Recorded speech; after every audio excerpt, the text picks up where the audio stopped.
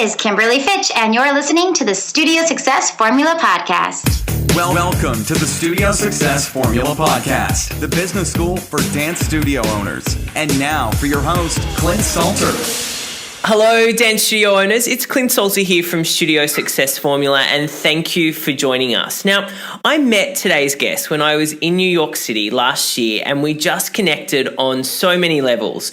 From learning dance in her small hometown to dancing on stage with Britney Spears, NSYNC, Ricky Martin, Avril Lavigne, our guest today puts her success down to sheer dedication, her determination, and passion. Today, she works with dance studio owners and their students across the globe, where she teaches masterclasses, she choreographs, she cleans competition routines, and much more. Please welcome our guest on the show today, Kimberly Fitch. Hello, Kimberly. Hello, Clint. I'm so excited to be here. Thanks. I'm so glad that we got to make this happen, because we've been planning this for a while now. I think I mentioned it to you when we met back in August of 2014, last year. So I'm excited to have you on the show. Now, I know you, but some of our audience might not. So can you give us a quick 2 minutes into your world and what you do?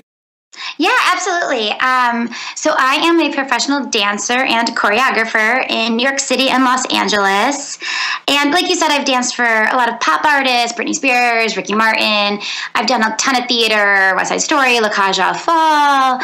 And also I act and I do voiceovers. So that's kind of brought me into the world of commercials, music videos, TV shows, film, everything like that. So it's been really cool. It's been a great journey in the entertainment industry. On the other side of it, I actually started a company called KF Inc. Dance, and that was so I could kind of share my experiences and the things that I'd learned with the next generation of performers coming up.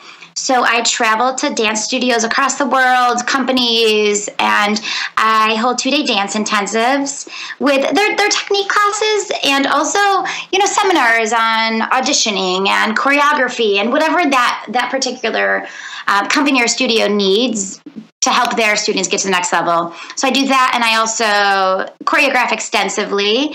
And like you said, I have it's called the Dance Doctor, where I go into studios and I clean their pieces and get them performance ready. I critique it just as a judge or the audience would, and then hands-on, we get them ready for the stage. So it's been awesome. Yeah. Awesome, right? We were chatting just before the interview, and you said you have been crazy busy over the last 2 to 3 months, traveling around, helping many dance studios out. Now, you talked about being a choreographer, and I want to talk to you about, and I know you're still dancing yourself, but you are doing a lot of choreography work. So that transition from dancer to choreographer, because I know many of our studio owners have students who, love to make up dancers. That was me. I love to kind of make up dancers and choreograph dancers. And I enjoyed that a lot more than I did actually performing on stage. And I know that many of our audience members have students who are like that. So it'd be great to discuss how studio owners can nurture this type of talent in their studio. This is a question we get a lot. Yeah, it's kind of cool that you asked that and that you phrased it that way too, because growing up, I actually never anticipated being a choreographer. I was always about the performance. Whereas, like you said, there are other students, yourself included, that love the choreography side of it. And I think the foundation for that is just nurturing passion, like passion for dance. And it can come in different ways. For me, it was, obviously, it's my passion now, but I didn't know that was one of the things that I would end up doing. I had just finished doing a job with Britney Spears, and I was asked to teach hip hop at a convention, and I'd never taught, and hip hop was definitely not my forte at that point. But I was like, absolutely, I'd love to do that. Yeah, just throw your hands up, go, yeah, why not? Totally. I remember my best friend at the time was like, what are you doing? And I was like, I'm going to teach hip hop at a convention. And it was awesome, and I just delved in, and after that weekend, they asked me to go out every weekend on tour, and I taught theater and hip hop and jazz and lyrical contemporary. So I would come home during the weeks and be auditioning, and then I'd make up combos, and that's kind of where I think my choreography gene started to show itself a little bit more, because I was just put into this situation. Well, I put myself into it as well, but from there it kept growing, and I kept loving it more and more, and I still performed, but over time studios would call me and ask me to come in and set pieces. And KFing kind of came out of that. And it's become a huge part of my career. Right now, it's actually, I still perform, but choreography is the main focus at this point. As far as nurturing students for it, I think, well, I guess fearlessness is a huge thing that studios need to focus on, because I feel like when I go, like I'll go in and we'll do improv workshops, for instance, and I'll turn on the music and I can kind of tell when the studio, well, I can tell if the studio does a lot of improv or if it's something that the kids are just completely frightened of, Yeah. And as a young choreographer, maybe you've got 1 out of 20 kids in there that wants to be a choreographer, but it's good for them if they want to be a dancer or a choreographer, and you need to give them that opportunity, because a lot of times you'll turn the music on and it's just jumps and turns and tricks. And I'm like, you're not listening to your music. You're not moving in a unique way. You're not dancing, And so I think giving them an environment, and also it's hard with kids because they're self-conscious when they're young, especially amongst their peers. And so if you continuously build an environment where they feel like they can take risks and it's supportive, then they're going to take more chances with that, and they're going to become fearless. And that's, I think, where choreography kind of comes from. So I think allowing them to be fearless is one thing. Also, opportunity. Give them chances to perform, like have little showcases, do things at your summer camps, or, give them chances to explore, and also force them to not only do, like a lot of kids say, like, I want to be contemporary choreographer. Make them do theater, make them choreograph every genre, because I think that's where our innovators come from, Like I teach theater on a convention, but I don't feel like it's just, I took step A plus B plus C that I learned growing up and made this combo. It's you take all the different styles that you personally have and you find a new style, and you need to be versatile. So I think giving them opportunity is a huge thing. I think those are great ways to nurture them, and also don't criticize their natural tendencies. Yeah, and that's a big one as well. I think that's great advice, and I loved how you just talked about being versatile as a choreographer as well, because we talk about being versatile as a dancer all of the time. You've got to be that triple threat. But I think as a choreographer, and I think of the people that I know that I've had on the show as well, that are working choreographers, that are getting paid a great income to choreograph. They're not just choreographing one type of dance. No. They are doing multiple different projects. Like you just said to me before, I'm doing a musical, and then I'm working on this, and then I'm doing this. I mean, that's what makes you, I think, highly employable as well. Yeah, I mean, if a client or anybody knows that they can throw anything at you and you've got the tools to make it happen regardless of whatever it is, then I think that's just, and it's more exciting for you. Like, I think that for me has been the best part of my career, is I never know what I'm going to do next, and it's always something different. So it keeps it exciting. Yeah, definitely. I love it. Now, growing up, you learned from some amazing teachers. So I'd love to know, what were some of the lessons that have been passed on to you about the dance and entertainment industry that you've never forgotten? Honestly, the first one for me, it's going to sound a bit cliche, but it's just to be genuinely kind to every single human being you meet. I mean, I think it's the most simple rule in life, but I know for a fact that there's no way I'd be where I was today if it wasn't for that. You never know if you're a 9-year-old in your ballet camp or your little, your Broadway camp or whatever it is, who that person next to you is going to end up being. They might go up to a casting director, or the girl that's sitting next to you on your tour bus for 6 months, or a choreographer you want to work with. So I think that's one thing, and that was definitely stress. One of my teachers was really big on that. Like, it was like a no criticism zone amongst each other. And I think another thing, this is kind of a funny story. I was at Broadway Theater Project, and Anne Ranking and it's like Ben Vereen and Gregory Hines, and we're in this class. And Anne Ranking went on this little spiel about salmon and how, we're like her little, like, she's going to send us off. We're like her little, like, fish, and she's going to send us off, and then we're all going to return back to her, and then we'll give back what we learned. And then, the next one, it's kind of a funny, almost morbid story, but the point of it is, her point was like, this is a community, it's, you're working together and you're going to create together, and you have to support each other, and inspiration breeds inspiration. So I think that was the biggest one, is be genuinely kind. Another huge one my dance teacher always stressed was never mark anything, full out all the time, which even if you're exhausted, you just do it full out, because that's when you push your limits. That's when you get better every single time you do it. Just that point when you think you're going to break, that's when you get better. And also, you never know who's watching. That's how I got my first job. Yeah, I love that. You never know who's watching, and that's so true. And that applies, I think, to watching you then, but you could end up getting work from them watching you in one class or one audition, and then you might 2 years later they might go, hey, I remember you did that and we love you. Yeah. So it always comes back around. Yeah, I have some actually. I have several stories where that was the case. One was I was dancing at Broadway Dance Center and they said mark it, and I didn't. I did it full out in the back, and I was, obviously spatial awareness, but I got offered a job the next day, and I'm dancing on MTV for one of the biggest pop artists in the world. And I went to an audition for a bar mitzvah. Like, you do whatever you have to. That's another one. You do whatever you I have love to that. when you're trying to pay your rent, you're 18, And 6 months later, I got a phone call, and it was somebody that was at that audition referred me. They're like, oh my God, she's perfect for this job. Never auditioned. And next thing you know, I'm on tour again. You never, ever know who's in the room. I love that. I love that. And that's, look, for our studio owners that are listening, that's a great, important lesson to pass on to all of your students, who are wanting a career in dance and entertainment. Yeah. And I think with teachers too, they notice, we notice when you're in a classroom who the kid is in the back doing the combo over and over, even when it's not their turn, and who's trying the hardest. And those are the people that make it. They are. You don't necessarily have to be the most talented dancer in the world to be the one in your class that makes it. It's the most persistent. It's the one with the passion. I agree, and I've got multiple stories of children that I taught, and that first day they came into the class and I was like, oh no, what am I going to do with this child? And I just watched them. They're on the side and they're pumping out every combo, and they just don't care if they look uncoordinated, because to them, they were so determined. They loved what they did. They were there every day.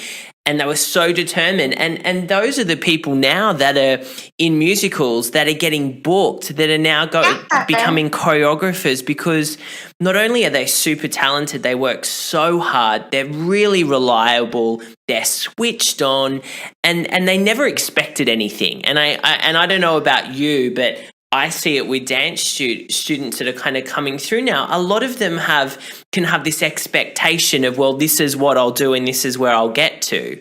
Yeah, I love that you said that they don't expect it, those ones, because I feel like oftentimes those are the ones that just pass everybody by, because they're not doing it for anything other than the fact that they love it and they're just so determined, and because I go to studios, year after year as like a return artist, or when I do the dance doctor.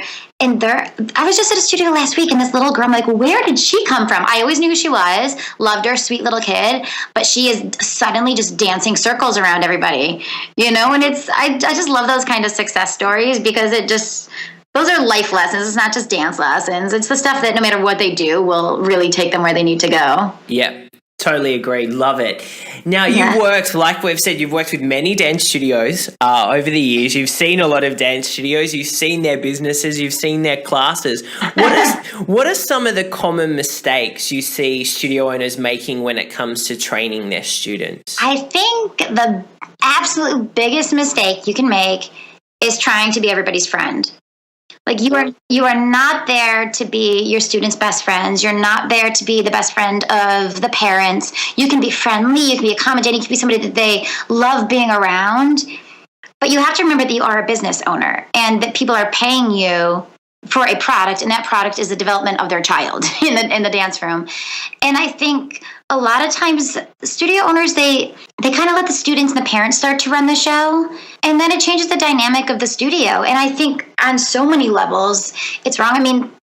If you take a young girl who's not ready maybe to move into the next level ballet class with her peers, that's a difficult conversation to have. And you might be hurting her in the immediate. But I've seen it where, the kid turns on the tears. Next thing you know, there's a parent meeting happening, and the child gets moved into this class that they're not ready for. And you're causing injury. Then there's like chronic knee problems, and the parents are paying those bills, and the student leaves that class feeling defeated every day, and they lose their passion for dance because they feel like they're behind. And I just think in so many different instances, that becomes a really big problem. I've noticed that the studios where that isn't the case, if they know that owner means business and their rules are their rules, those kids are on time, those kids are prepared, because they know that if they aren't, their kid isn't going to be in that dance, or that kid isn't going to, kind of move with the group. So I think that's a huge one. And it's hard because dancing is close to people's heart, and it's your passion, and mixing passion and business is often difficult. Yeah, and it's highly emotional. Yeah, and you're dealing with young kids, so it's dealing with it in a way where let them know that you care about them, and that's the only reason you're doing it. But I think once you do it, if you stay true to that, they start to trust you, and they see the effects of it, and then you have that trust gained, and every new parent or every new client that comes in, the parents that have been there for a while will tell them, don't worry, she knows what she's doing. Just believe in her or him. So I think that's one thing. I think the another big thing is not bringing outside guests into your studio. Like I go into studios and I meet these new kids and I work with them, and it allows them to learn how to adapt to different styles and environments. And like we said earlier, you never know who you're going to be working with. I made a lot of connections when I was a kid at my dance studio. People that are now Tony Award winners that came to my studio and they choreographed a tap dance for me. I moved to New York City a couple years later. They remembered me, and they've cast me in shows since then. And it's allowing them to make connections and kind of build their own network and also be independent. I don't know. What do you think about this? I think that sometimes when they don't bring in outside guests, there's a fear of something, maybe like a fear that, it might expose their limitations or this and that. And that's not fair to a child or someone you're training. Yeah, I definitely agree with you. I think it's crucial that you're bringing in, guest teachers, running master classes, so that, the children, the students are exposed to different styles. I'll never forget, I went to a studio that was, an hour out of Sydney, and we didn't have any guest teachers. So I remember going to my first audition and I just couldn't pick up the choreography. Yeah. I was like, I can dance it, but I need about an hour to learn it, because the way this choreographer taught it,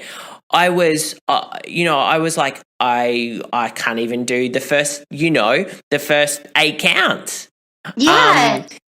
So look, that's a really important thing. And I see it all the time. And I think it's fear of, yes, being exposed, maybe not wanting someone else to come in to then judge them. But you've got to remember, as the studio owner, it's not about you.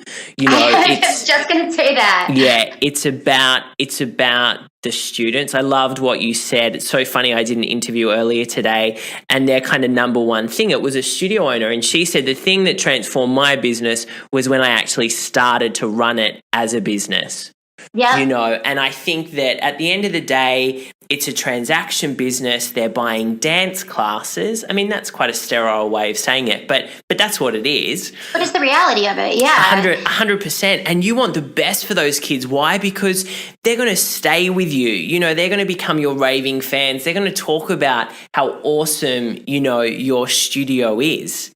And the way you do that is through lots of different strategies, but 100% bringing people in and not having this kind of, I just want to keep all my children, all my students to myself in my studio, because that's not going to help you. That's not going to keep them. That's going to make them get a taste of dance somewhere else and then go, what have I been doing here all these years? Absolutely.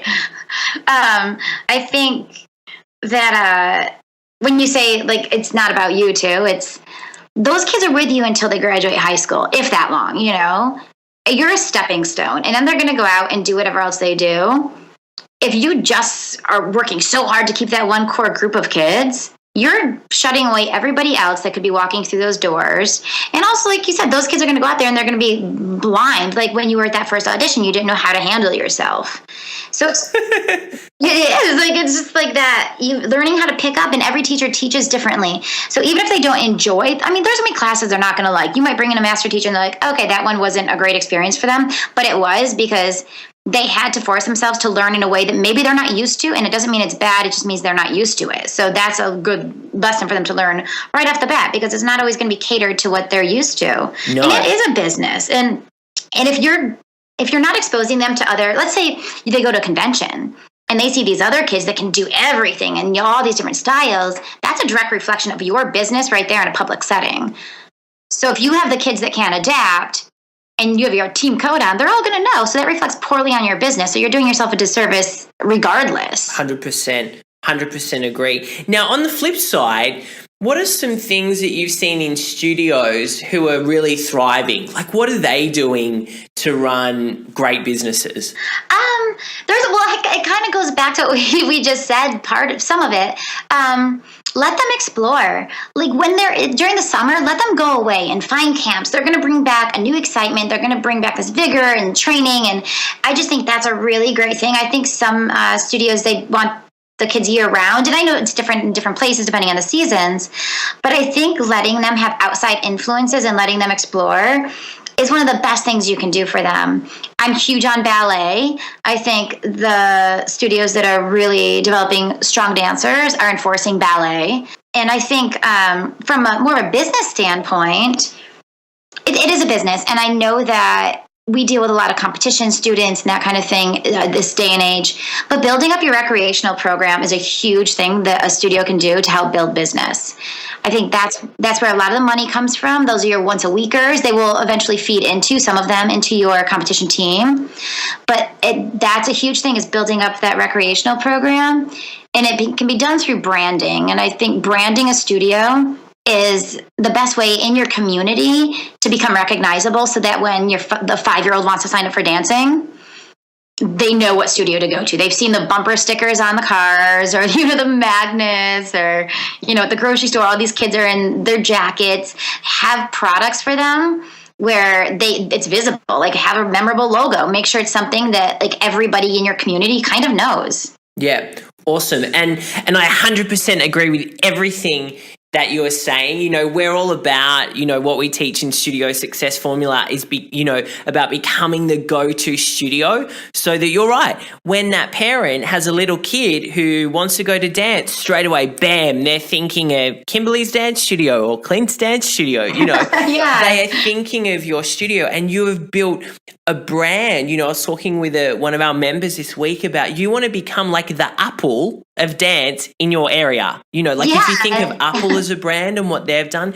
you want to do that for your dance studio. And I think if we start talking about, marketing and branding, which is all about, running a business, it's scary for a lot of dance studio owners, because they've come from being a dance teacher going, I'd love to open up a studio. So, basing the business on, I have a passion for dance, it makes sense to open up a studio, not so much on there's a great commercial opportunity here. For me to open up a dance studio. So, the branding and the marketing side of things is really scary, but 100%. They've got to build a brand. Yeah, I think with the and with that, because it is so scary for a lot of them, another thing that I've seen, like the studios that are thriving the most, what they do, they have the right team behind them. It's not a one-person show. So if branding and that is not necessarily your strong point, bring somebody on that is their forte, and you tell them, like, because then you can still have the emotional side of it, like, this is why I want to do it. It's my passion. Da da da da. Like you can indulge all the information on them, and then make somebody else put it into action. Have them be the one that does that. So you're teaching the classes, you're staying true to your mission statement, but you've got people behind you that can make your dream kind of a reality, as cheesy as it may sound. That's because that's the case that it is. And also with the teaching faculty, hire people that are consistent with your beliefs. Yeah, mixing business and passion is, like we said, is tricky. But if you feel like you can't do it on your own, and it's just a matter of being realistic with yourself, then find somebody else that can and wants to. Exactly. And, the great thing is, and with our members, we talk about being a global marketplace. If you don't know about Facebook advertising, you can learn a little bit and then outsource that. If you don't want to be, and you shouldn't be, because these are low value tasks, doing your invoicing, doing the paperwork, staying up till 2 a.m., to just fill in databases. I mean, you should be outsourcing that as well. So we're in a great great time of business because we can actually not have to spend a huge amount of money, outsource a lot of the things that we don't like doing, that we shouldn't be doing our business, so that we can focus on higher value tasks, new projects, new income, new revenue streams, that type of thing that you should be working on as an owner of a business. Yeah, that's a great way to put it too, like new revenue streams, because then you're not focusing on maintaining, you're focusing on growing.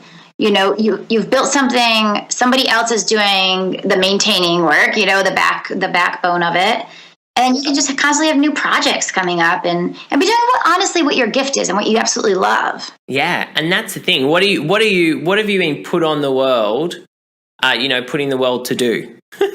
That's what it's about. Have you been put here to do invoicing and replying to emails or coordinating costumes? Probably not. You've probably got a bigger calling. So it's about living that. And, what you said, getting your rock star team, as we call it, putting that A team together of people that can help make that dream studio come alive, I've had to do it with KF Inc., and it's hard, I think, sometimes for people to let their baby go because it is yours and you want to oversee everything, but you have to start delegating. And that's when you really find success. And then you build a great team and it's even more exciting because you grow together. Yeah, exactly. Let's move on to your masterclasses now, because I know that you're known for being energetic, engaging, and I know that your classes are very fun. So I'd love to know, what are the qualities do you have as a dance teacher that you believe makes your classes really popular? Obviously passion, I think, goes without saying. I'm very passionate about it. I think my attention to detail makes it really exciting for them, because whenever I have a movement or I do anything, I really let them know what the intention is. And, it's like pull your shoulder back 2 inches because it conveys a completely different meaning with that movement. And I think I relay that information to them instead of saying, okay, here's this step, here's that step. And I build the character with them or the emotion or whatever it is that we're dancing about. And I think that pulls the dancers in because it's relatable. It gives them something that they can build upon. And I think also being able to verbalize it and explaining exactly what I want is something that, I've gotten a lot of feedback that is definitely one of my strong points. Because you can say something one way and nobody's, nobody's going to get it. And then you say it another way and 4 people get it. And then, so you have to say the same thing 5 or 6 different ways. And then all of a sudden it will click. And so it's finding ways to explain things so that they get it, but also keeping the energy of the room up and keeping it this really dynamic learning environment. So I think the attention to detail really goes a long way. I also connect with them. I think it's really important for them to know that I'm not just there to give class, walk away. It's not for me to dance. It's for me to watch them learn. And I want to see those little aha moments. And I want to see growth right then and there. If I'm in a small studio setting, then I learn everybody's name within the first hour. It's a rule of mine. And I call them by their name for the rest of the event. If it's 2 days, no matter how long it is, because then they know they actually matter to me. And then in a convention setting, I make a lot of eye contact and I acknowledge as many people as possible. So I think those are the things that keep people coming back and wanting to be in a room learning with you. I'd agree. I think, one of the really important things, you touched on was about the different learning styles. We learn 7 different ways. And so, like you said, if they're not getting it one way, I see so many teachers that, I'll sit and watch a class of, one of my clients and see how their teachers are teaching, and they're teaching and you can see that none of the students, or maybe one of them, is getting it. And they keep trying the same way to explain the same thing. And I'm like, you know what? That's not getting through to them. You need to really quickly go, okay, this isn't working. Let's try this. Oh wow, that didn't work either. Let's try something else. Yeah, you have to be creative with it. And I think I always kind of sit back and when I see a teacher getting frustrated with a student, I'm like, you can't get frustrated with them if you're not conveying your message properly, or not, maybe not properly, but it's not clicking with them. That's right. Some kids are hands-on. I create these crazy little things like for them to remember these, for young kids, fun stories or whatever reference they need where it makes sense to them. Some people need hands-on. I pull a kid on stage at conventions all the time. I do this. And I will just like push one thing one way, to kind of tuck this, like pull whatever we need to do so they get that feeling, or have them all do it to each other once that works. And then you see all these, and it's exciting for them because they're doing it together. But you can't rely on, how many times you've been in a ballet class and close your ribs. How many times can you hear that? Yeah, exactly. And if week after week, wow, I told you that last week and you're still doing it. Hey, that's not the student. Yeah. It's not getting through to them. So how else can you say that? Because there's nothing worse than a child walking out of a class and feeling like they didn't succeed in that class. Absolutely. And that doesn't mean that they have to get everything 100%. We always want things to work on so we can grow and learn, but you don't want them to walk out feeling deflated like I failed today in that class. Yeah, I completely agree with that. And there's also, when you see a kid and they're like, but I am doing that. And you correct them and they say, I am fixing that. I am fixing that. Because they think they are, because in their head, they've closed their ribs or whatever the correction was.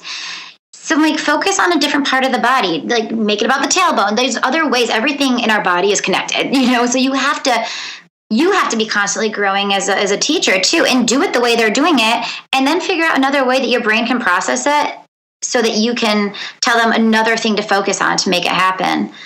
I think with me, I started dancing young, but I went to a studio that didn't have great training for the first portion of my childhood. And then I switched to this incredible studio. And I'm not kidding, Clint, I walked in, I was like, oh my God, I can't do any of this.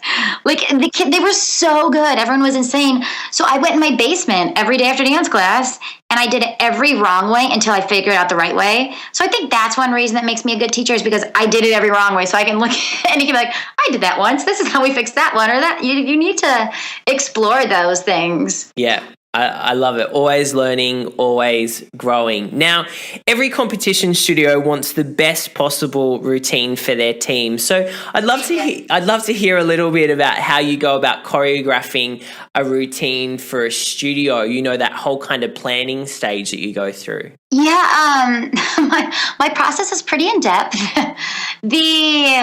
You have to think too, I'm going into studios where oftentimes I don't know what dancers I'm going to have in front of me. Exactly. It's just, here you go. So my absolute biggest thing is know your music inside out. Find music that's different, or even if it's not different, that you connect with on such a level. And I'm not kidding, I will sit here and listen to it for days. I know every strum of every instrument, it's inside out. And once I do that, that helps me to visualize the flow of the piece. So then I have the formations in my head and the staging, and they're gonna be tweaked slightly depending on when I get there and how things kind of play out. But for me, at least this is my process. I learn the music. From there, I visualize the formations and the level changes and all the movement. And then I already have those dynamics so built into me that when I get there, I can kind of plug in the pieces. So I will, when I get there, it depends. Sometimes I will set, depends on the style, honestly. Sometimes I will have the actual movement set. It's never solid, it's never concrete, but I'll have it set somewhat, and then sometimes it'll just be kind of the flow of it. When I get to the studio, I audition the dancers. I do skills and movement, because you're going to have your kid that can have this beautiful développé, but maybe is not the best mover, and vice versa. You have movers, and I want to make sure that everybody is properly cast. So I audition them, I cast them into those parts, and then I cater the movement to those dancers. Is when it comes to choreographing in a studio, because it's a totally different experience for the choreographer that is actually working with the kids day in and day out. I think they also need to know their music inside out. And I think they need to revisit their original vision of the piece throughout the process. Because sometimes I can see where it was kind of where they were aiming for it to go, but then when I go to Dance Doctor, halfway through it kind of lost that, or they stopped listening to the music, or they started just doing movement that they've seen on stage that they like, but not necessarily the movement that matches the music or the story or their dancers. Your job is to is to showcase their strengths and hide their weaknesses. And that is something that I judge a lot. And that's something that I see a lot of. I see a lot of the same movement. It's kind of like I could put any song on and it's the same dance over and over. And I'm like, that doesn't suit your dancers, or you're not showing this. Like, maybe they have great style, but they just technically aren't there yet. Maybe you're a newer studio. Like, don't have them do forte turns, or don't have them do things that are outside of their level. Be creative with it. Entertainment is a huge part of dance. I mean, that's what it is. It's the entertainment industry. It's the arts. So don't neglect that aspect of it to just do tricks, which is a huge trend right now. And while impressive, it's going to change in the next 10 years, just as it has in the past 10 years. Yes, bring back dancing. Yeah. It's like rhythmic gymnastics, and I don't even know what's going on right now. Because it's just not the same. It's not movement. I'm like, dance. Well, this is a huge part of my process, and I just turn on the music and I just dance around. It's actually funny. I used to videotape myself in my apartment in LA. There's a huge living room. And I would just turn on a video camera and just dance around. And I had to forget that the camera was there. But then I'd look back like, oh, that was so cool, that part, and I use it because that's actually what came out of my body just naturally without staring in a mirror and thinking what I should do. And then it's a less forced kind of process, because I know when I was choreographing, routines for competitions as well, I'll be like, okay, I've got 2 hours, and sometimes, there was just nothing there, and then it could be like 1 a.m. in the morning and I'm inspired all of a sudden and can stay up for a couple of hours and choreograph a whole routine. Yeah. With choreography, I also don't force it. Because when you do, it just doesn't work. I've had moments where, when I was younger, I used to try to force it. But no, I have to get this done tonight. But some of my best work has just come from being under pressure. When you have no choice but to just do it, and you're in the studio, and all of a sudden you do it, and you're like, that's kind of cool. So I think, obviously we have time restraints sometimes, but I don't know, don't force it. Make it natural. Agree. It all goes back to the music for me. That's right. And putting on that video camera and dancing around the house. There you go. I want to see those videos. I want those studio owners and teachers that are listening to give that a go this week. It's actually really fun. And I'm sure it's really fun with, a glass of wine as well. A bottle at that point. Look, Kimberly, I've loved talking to you. So much knowledge, experience, and wisdom, and you've shared so many amazing things with us today. Is there one last piece of advice, if we're talking to our dance studio owners who are listening today? What's one piece of advice that you'd love to leave them with on any aspect? Business, their talent, their teachers, just one piece of advice, what would it be? I think it would be to treat every single person that walks through that door as an individual, because your teachers are all going to be different. Your kids are all going to be different. Like, really hone in on what that particular person needs and how they're going to grow and how you guys can grow together and cater to that. I just think that sometimes we think of it as being like one blanket, we can just deal with everything the same way. And it's not like that. And two situations or people are going to be the same. Yeah. I love that. Treat people like an individual. I think it's so important as well when new students are coming into classes, you've got to treat all of them like that they are their own person without any expectations of how they're going to be and what they're going to do. And I love that advice. I think it's perfect. Oh, thank you. It came, like I said, I went to a studio. I started there later, and they were all extremely talented. And I know that I went through a period where I was afraid to take risks because I was scared of getting in trouble. And I don't think that should be the case. It should let the kid fall a million times. They'll get up, they'll do it, and eventually they'll get it right. But, if they think they have to be like the girl in the front row, it's not going to happen. And it's just, I think it's the same with everyone in that situation. So, yeah, exactly. Look, awesome to chat with you today, Kimberly. I'm so glad we got to do it. Now, where can our listeners go for more details on you and what you offer? Well, you can go for all the KF Inc. info, you can go to KimberlyFitchDance.com. That's FITCH, KimberlyFitchDance.com. I also have KimberlyFitch.com, which will be coming out. We're actually revamping that site now, which has all my performance information and all that kind of stuff. And then also Instagram. Follow me on Instagram, just Kimberly Fitch. And it's just my name over and over. And then Facebook. Kimberly Fitch. Yeah. Just Google Kimberly Fitch. It'll all pop up. It's all at your fingertips, guys. Fantastic. And we'll make sure that we put all of those links in our show notes from today's episode as well. Again, thank you so much for your time, for sharing, so many golden nuggets today with our listeners. I really appreciate it. And it's always lovely to talk to you as well. Thank you so much for having me. It was wonderful. I loved it.